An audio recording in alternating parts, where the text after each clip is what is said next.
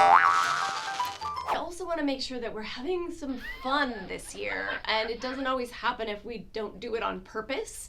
So one of the things I like to do that's fun to do is like have a little book or a list of things that I love, that bring me joy, that are fun, that either I've done before and I want to do again, or something that I've never done that I want to do that I think would be fun.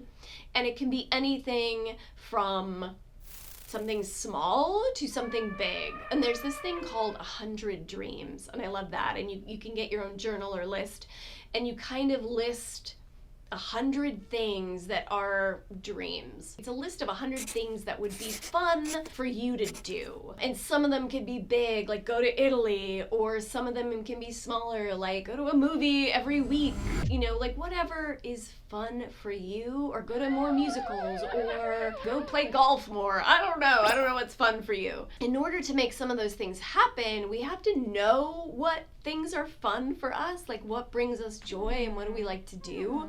And sometimes spending a little more time thinking about those things, one, I think is fun. Like it's an enjoyable process. But two, I think things come to us that we were not aware of. Like things that we used to do as kids or when we were younger, or things that we hadn't thought about before, or we're more receptive to ideas. Like when people talk about things, we'll be like, oh yeah, you know what? Like that would be fun to do. So being a lot more open and aware of what would be fun for you to do in your life. And then making sure some of those things happen every month.